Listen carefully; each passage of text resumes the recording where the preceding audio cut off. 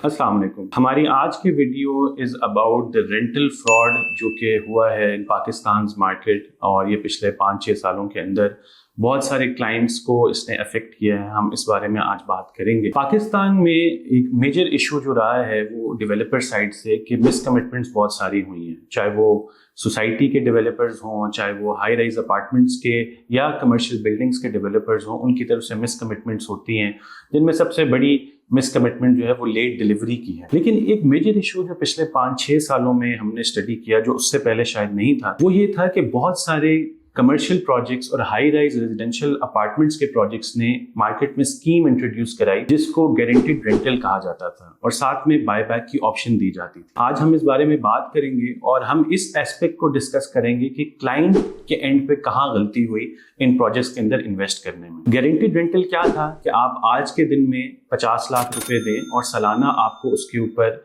1% monthly या 2% monthly तक भी लोगों ने रिटर्न दिए, यानी सालाना आपको 12-14% रिटर्न दिया गया। हालांकि ये मार्केट एवरेज से बहुत ऊपर था।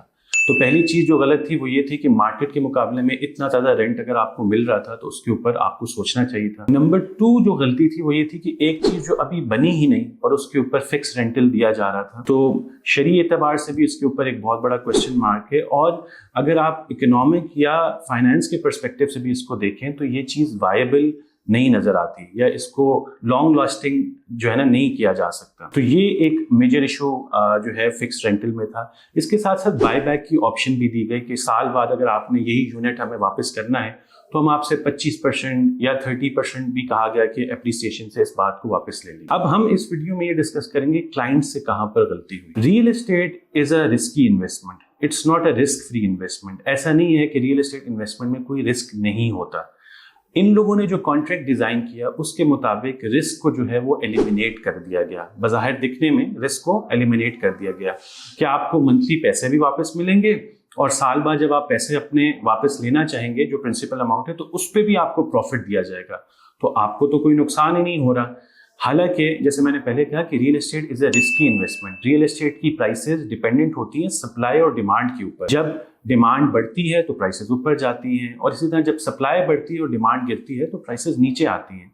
Similarly real estate economic conditions के ऊपर भी डिपेंडेंट होती है। पिछले 1-2 साल से हम सब देख रहे हैं कि रियल एस्टेट मार्केट बहुत ज्यादा अंडर प्रेशर है, तो उसकी वजह से ये होगा कि आपने जो चीज ली हुई है और अगर आपने उस वक्त महंगी प्राइसेस पे चीजें ली हैं तो उसकी प्राइसेस नीचे जाएंगी। ये मार्केट का फिनोमिना है, इसमें किसी की गलती नहीं है। तो इन डेवलपर्स ने ऐसा कॉन्ट्रैक्ट आपको दिखाया, ऐसी इन्वेस्टमेंट आपको दिखाई जिसमें से रिस्क को बिल्कुल एलिमिनेट कर दिया गया। लेकिन अनफॉर्चुनेटली फिर हुआ यही कि जब मार्केट डाउन हुई तो ना वो गारंटीड रेंटल आपको दे सके, ना आपके प्रिंसिपल अमाउंट पे प्रॉफिट दे सके, बल्कि बहुत से लोगों की प्रिंसिपल अमाउंट भी डूब गई। और आज डिफरेंट अथॉरिटीज के पास केसेस लगे हुए हैं। किसी का केस FIA के पास है, किसी का NAB के पास है। तो आगे चलते हुए आपको मशवरा ये होगा कि do not invest in something that is too good to be true. ऐसी किसी चीज में इन्वेस्टमेंट ना करें कि जो है ना बहुत ही सब्ज बाग की तरह नजर आए आपको।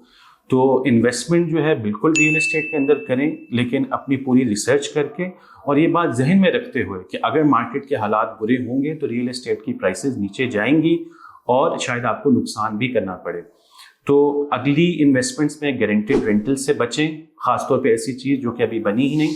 बाय बैक ऑप्शन जो है वो भी गलत ऑप्शन है, उससे भी बचें। तो इन चीज़ों से एहतियात करें। And if you need any consultancy तो you can contact us. Thank you for watching this video.